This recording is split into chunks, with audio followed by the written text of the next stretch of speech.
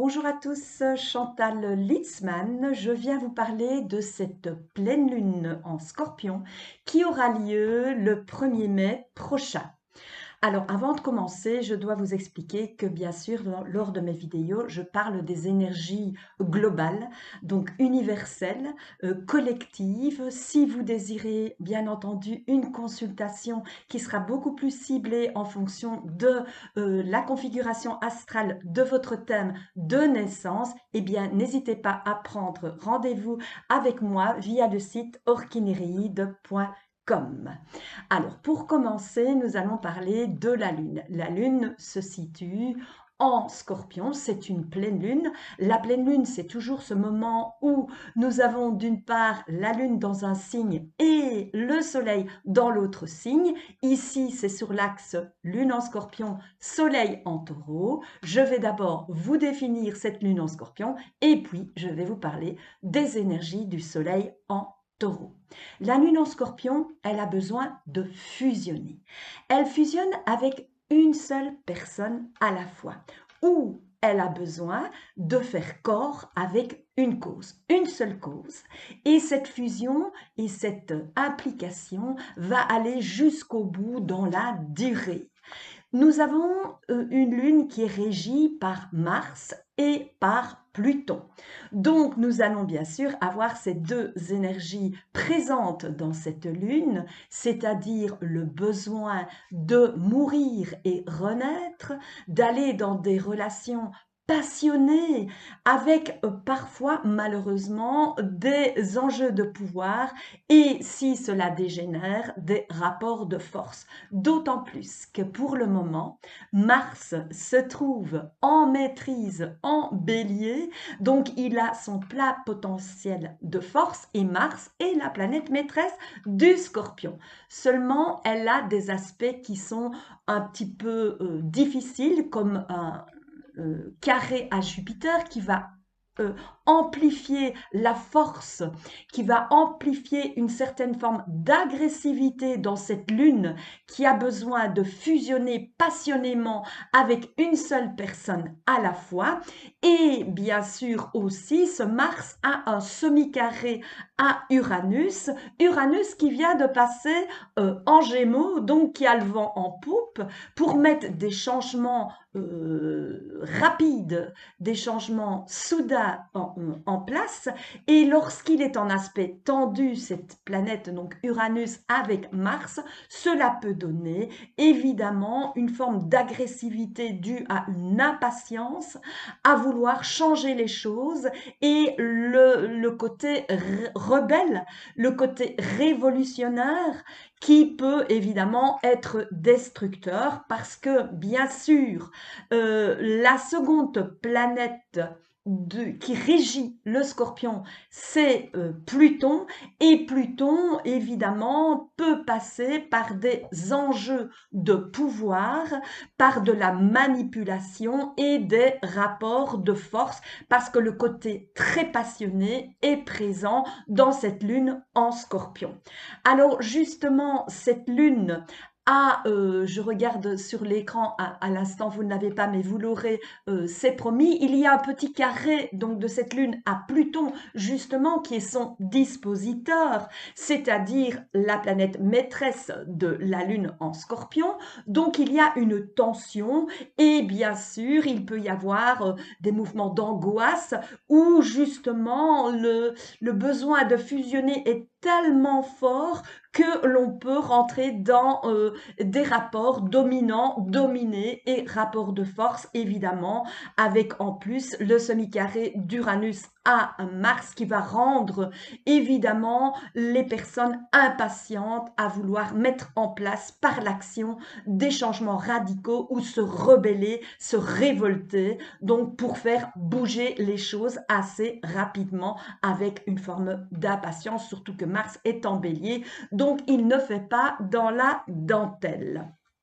Alors donc, il y a évidemment avec une lune en scorpion aussi un besoin de transformation profonde, un besoin de régénération.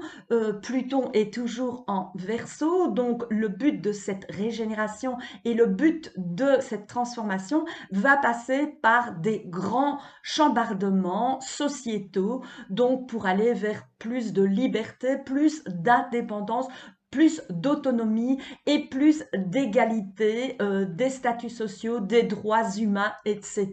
Voilà. Alors, en face de cette lune, comme à toujours, à chaque pleine lune, nous avons en face le soleil. Et le soleil, ici, il se trouve en Taureau. Alors, c'est une énergie diamétralement opposée à la lune en scorpion. Le scorpion, je vous le rappelle, régi par Mars et Pluton, alors qu'en face, le soleil, il est régi par Vénus. Ce soleil en Taureau va avoir un désir d'affection, de douceur, de sensualité, un désir de goûter au plaisir de la vie. Et comme Vénus, planète maîtresse du Taureau, se trouve en Gémeaux, on va vouloir expérimenter l'amour, l'affection, les relations sentimentales sous toutes les formes, sous diverses formes. Cette Vénus en Gémeaux a une réputation d'être un petit peu frivole, puisque c'est, si vous voulez, pour prendre une métaphore, c'est l'abeille qui butine à toutes les fleurs. Ici, heureusement, cette Vénus a un bon aspect de sextile à Saturne, ce qui va lui donner quand même le désir d'ancrage, le désir de faire durer les relations, de les construire sur le long terme. D'ailleurs, le Taureau, il a besoin de sécurité matérielle et il a besoin aussi de se projeter dans le temps, de faire durer les relations affectives, puisque, comme le Scorpion, il s'agit d'un signe fixe qui donne évidemment une persévérance, une endurance, une forme de patience, donc à vouloir construire quelque chose de solide sur le plan sentimental. Cette Vénus en plus fait un aspect à Pluton, donc ça va nous donner évidemment beaucoup de charme. Nous allons bien sûr vouloir le fusionnel dans la relation, mais attention au rapport de force. Je vous en ai parlé avec cette lune en Scorpion qui peut pas pécher par ses excès. C'est très bien d'avoir la passion, des émotions ardentes, puissantes, fortes et le côté un petit peu exaltant, mais bien sûr, il faut aussi rester dans le concret, dans l'ancrage, les pieds sur terre et surtout de ne pas entrer dans ces enjeux de pouvoir qui, au final, sont plus destructeurs que constructifs. Donc voilà l'atmosphère générale. Je vous ai parlé bien sûr de cette entrée, je pense, d'Uranus en Gémeaux, qui évidemment a le vent en poupe.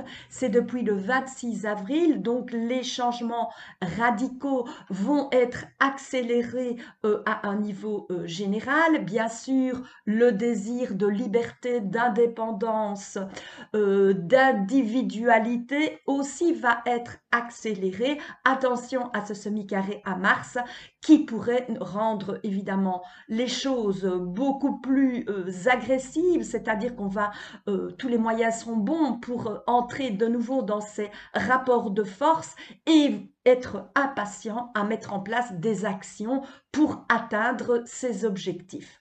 Donc, je vous encourage à la patience, je vous encourage à être plus modéré parce que Saturne, qui est cette planète aussi d'ancrage et de modération, se trouve en bélier. N'oublions pas, elle est en chute, donc ce qui veut dire que par moment, on peut prendre des décisions assez tranchées, assez radicales, mais en ne prenant pas le temps évidemment d'analyser les choses. Donc attention, prudence. Cette pleine lune est en bon aspect avec les nœuds, bon aspect de trigone avec le nœud nord en poisson et sextile au nœud sud en vierge.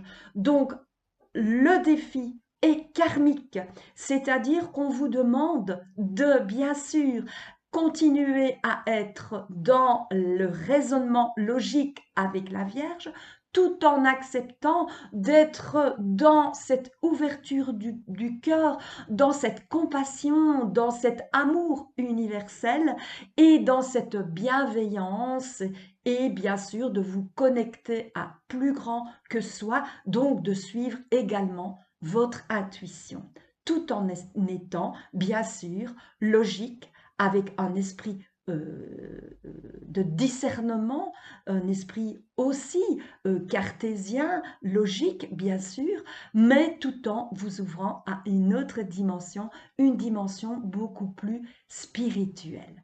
Voilà, j'ai essayé d'être bref comme à chaque fois. Si cette vidéo vous a plu, n'oubliez pas de m'encourager par un pouce vers le haut. Cela me fait plaisir et m'encourage surtout à continuer mes vidéos.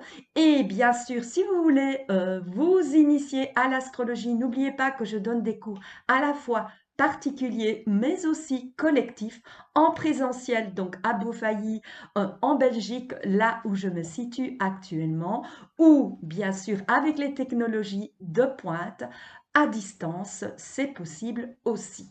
Et vous pouvez bien sûr me contacter via le site orkinéréide.com. Excellente pleine lune à tous et je vous revois le mois prochain pour une nouvelle vidéo. Avec grand plaisir.